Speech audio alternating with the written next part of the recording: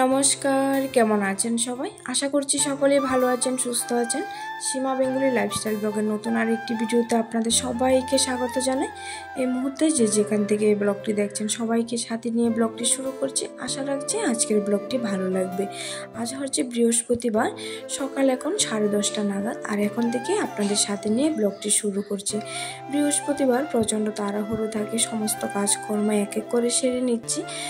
মানে সকালবেলা ক্যামেরাটা অন করতে পারিনি, আর ক্যামেরা অন করলে তো মানে কাজকর্ম মানে করতে একটু দেরি হয়ে যায়, তার জন্য সকালে একটু ক্যামেরাটা অন করিনি। অফ ক্যামেরা সমস্ত কাজকর্ম করে নিলাম, রান্না বান্না সমস্ত কিছু সকাল সকাল সেরে নিয়েছি। আর এখন বড়মশাই খাইয়ে দাইয়ে পাঠিয়ে দিয়েছি, এখন 10:30 নাগাদ বাজে। আর এখন থেকে মানে ক্যামেরাটা অন করে আমার বাকি কাজকর্মগুলো সেরে নিচ্ছি আর কি। দেখো, যেহেতু আজকে বৃহস্পতিবার আর গৃহলক্ষ্মী পূজা করতে হয়, মানে প্রত্যেক বৃহস্পতিবারে মা লক্ষ্মীর ঘরটা পাল্টানো হয়। আমরা সবাই মানে সবাই গৃহলক্ষ্মীর পূজা করে থাকি, ঘর পাল্টায় বৃহস্পতিবার দিন, মানে অনেকটা সময় লেগে যায় ঠাকুর ঘরে, তার জন্য সকাল সকাল ক্যামেরাটা অন করে নিই। আর সমস্ত কাজ বাজ সেরে যদি ঠাকুর ঘরে এক মন হয়ে যেতে পারি, মানে খুব মানে ধীরে সুস্থিরে পূজাটা করতে পারি, তাহলে বেশ ভালো লাগে। আর মানে যে কোনো দেবদেবীর পূজা করো না কেন, মা লক্ষ্মীর পূজা করো না কেন, তুমি এক মনে হয়ে যেভাবে পূজা করবে ওনারা সন্তুষ্ট হয়ে যান। সকল দেবদেবীরা কিন্তু এক মন হয়ে পুজো করলে ওনারা সন্তুষ্ট হয়ে যায়। মানে মনে দুদুর মুদুর মন নিয়ে পূজা করতে বসেছি, রান্নাটা হয়নি এখনও, তাড়াতাড়ি করে সেরে তারপর রান্নাটা বসাবো, মানে এমন দুদুর মুদুর মন নিয়ে পূজা করলে কিন্তু ওনারা মানে সন্তুষ্ট হয় না আর কি। যাই হোক, অনেক বকবক করলাম। বকবক করতে করতে আমি সমস্ত কাজ সেরে মানে ঘর মোছামুছি সেরে স্নান টান করে চলে এসেছি। এখন ঠাকুরঘর থেকে চলে এসেছি বাসনগুলো নেওয়ার জন্য। আর বড় মেয়ে সকাল সকাল আমাকে একটু হেল্প করে দিয়েছে, মানে একটু না, ও প্রায় আমাকে হেল্প করে দেয়। মানে ঠাকুরের বাসন টাসনগুলি সব কিছু মেজে ধুয়ে সুন্দর করে পরিষ্কার করে রোদ্রে শুকানো দিয়ে দিয়েছে। আমি এখন বাস এগুলো গুছিয়ে নিয়ে ঠাকুরঘরে চলে যাব। আর বড় মেয়ে স্নান করে নিয়েছে, এখন আমার সাথেও ওর ঠাকুর ঘরে থাকবে আর কি। আর সমস্ত কিছু নিয়ে ঠাকুর ঘরে চলে এলাম। আর বৃহস্পতিবার আম পাতা, মানে আমের পল্লব, তারপর হচ্ছে দুব্বা, সব কিছু ফুল, তুলসী পাতা সব কিছু নিয়ে চলে এলাম। আর আজকে ভেবেছি একটু, কালকে বড় মশাইকে দিয়ে একটু কলা এনে রেখেছি, কলা ফল এনে রেখেছি। ভাবছি যে ঘরে যেহেতু সাবুটা আছে, একটু মা লক্ষ্মীকে একটু মানে সাবুর বুক দেবো আর কি। অনেক দিন ধরে দেবো ভাবছি, আর দেওয়া হচ্ছে না, ভাবছি আজই দিয়ে দেবো আর কি।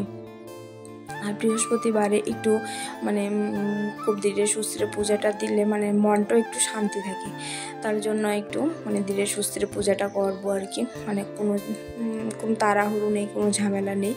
আর বাচ্চারাও মানে খাওয়া দাওয়া হয়ে গেছে, ওরা বসে বসে এখন টিভি দেখছে, ওরও আমাকে আর ঝামেলা করবে না, আমি আমার মতন করে পুজো অর্চনা করবো। আর বৃহস্পতিবারে পুজোটা মানে একটু ধীরে সুস্থিরে না দিলে মনটা কেমন জানি করে আর কি। যাই হোক, আর সব কিছু মানে ঠাকুর স্নান টান করে নিয়েছি, মার আসনটা একটু পরিষ্কার করে নিয়েছি, যেহেতু সপ্তাহে একদিন পরিষ্কার করতে পারি, তার জন্য একটু ভালো করে একটু পরিষ্কার করে নিয়েছি। তারপর জায়গা মতো আবার মাকে জায়গাতে বসিয়ে দিয়েছি।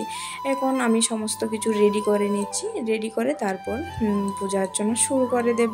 প্রথমে প্রদীপটা জ্বালিয়ে দেব। আর হ্যাঁ, আর প্রদীপটা কিন্তু আজকে খুব সুন্দর করে চকচকে করে মেজে ঘষে দিয়েছে। প্রত্যেক দিনে মানে পরিষ্কার করা হয়, কিন্তু আজকে খুব সুন্দর হয়েছে প্রদীপটা, দেখতে খুব চকচক করছে।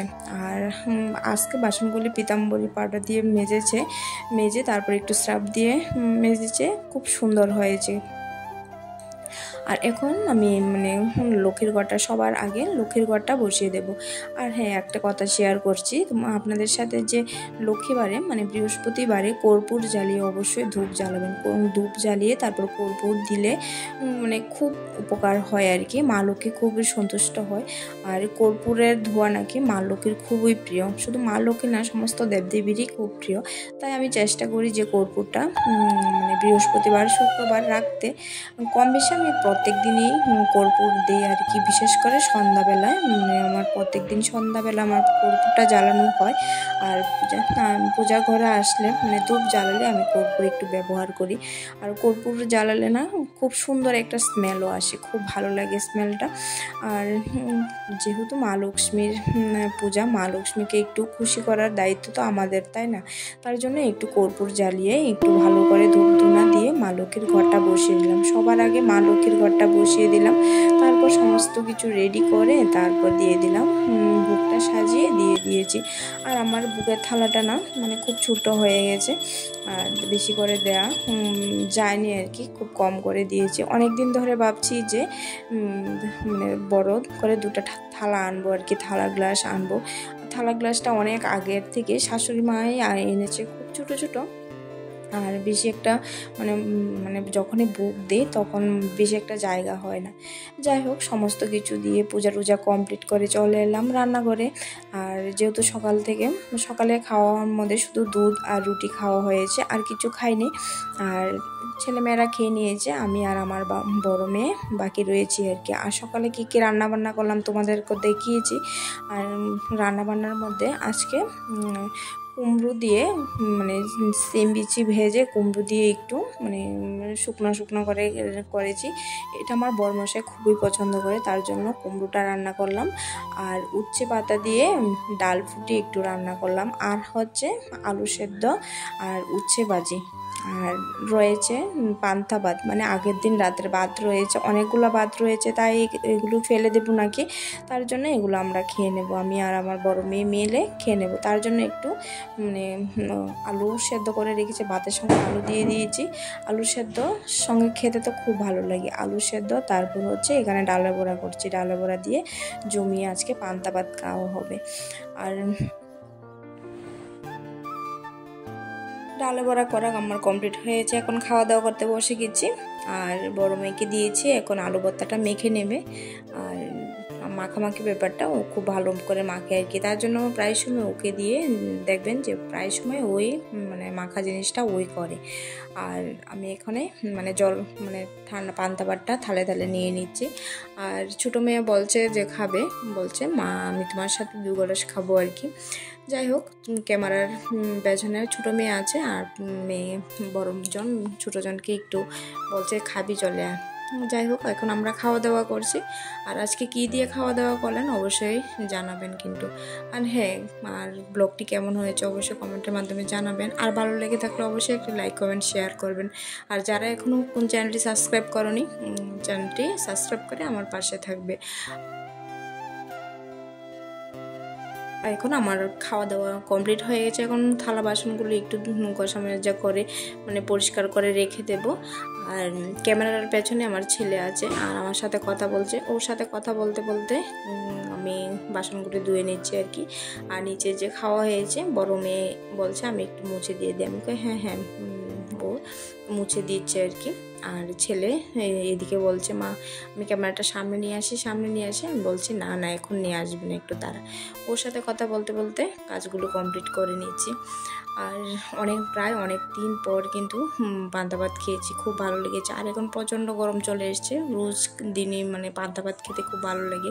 আর রোজ দিন তো খাওয়া হয় না, আর ভাতটাও বেশি একটা মানে থাকে না, আর ছেলেমেয়েরা বেশি একটা পছন্দ করে না পান্তা ভাত। আর মাঝে মধ্যে মন্দ লাগে না, ভালো লাগে, মাঝে মধ্যে খেতে ভালো লাগে। আর রোজ রোজ আবার পান্তা ভাত খেতে ভালো লাগে না। যাই হোক, অনেক দিন পর আজকে পান্তা ভাত খেয়েছি, খুব ভালো হয়েছে, জমিয়ে খাওয়া দাওয়া করলাম। এখন সমস্ত কাজ কমপ্লিট করে একটু রেস্ট করব। আর আজকে মানে রান্নাবান্নাতে সমস্ত কিছু সব কিছু শেষ, পুজো টুজো সেরে এখন খাওয়া দাওয়া করে নিচ্ছি, মানে সমস্ত কাজ কমপ্লিট হয়ে গেছে। আর দুপুরের খাওয়া দাওয়ার আমরা খেতে খেতে এখন প্রায় 1:30টার মতন বেজে গেছে। আর 2টোর সময় মানে বরমশাই আসবে, আসলে ওরা ছেলেমেয়েরা একসঙ্গে খেয়ে নেবে।